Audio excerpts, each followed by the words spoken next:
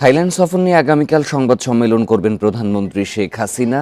সকাল 10টায় গণভবনে হবে এই সম্মেলন। রাতে প্রধানমন্ত্রীর কার্যালয়ের প্রেস উইং থেকে এক বিজ্ঞপ্তিতে এই তথ্য জানানো হয়।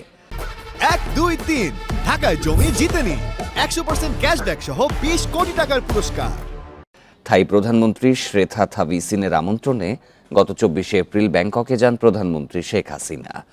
সফরে দুই দেশের সরকার প্রধান দ্বিপাক্ষিক ও আঞ্চলিক বিভিন্ন বিষয়ে আলোচনা করেন। এছাড়া দুদেশের কর্মকর্তাদের জন্য ভিসা ছাড়ের চুক্তি, 3টি সমঝোতা স্মারক ও একটি LOI স্বাক্ষর হয়। সফরকালে থাইল্যান্ডের রাজা রানীর সঙ্গেও সাক্ষাৎ করেন প্রধানমন্ত্রী। এছাড়া ব্যাংককে জাতিসংঘের এসকাপের 80তম অধিবেশনেও ভাষণ দেন তিনি। 6 দিনের সফর শেষে সোমবার দেশে ফেরেন প্রধানমন্ত্রী।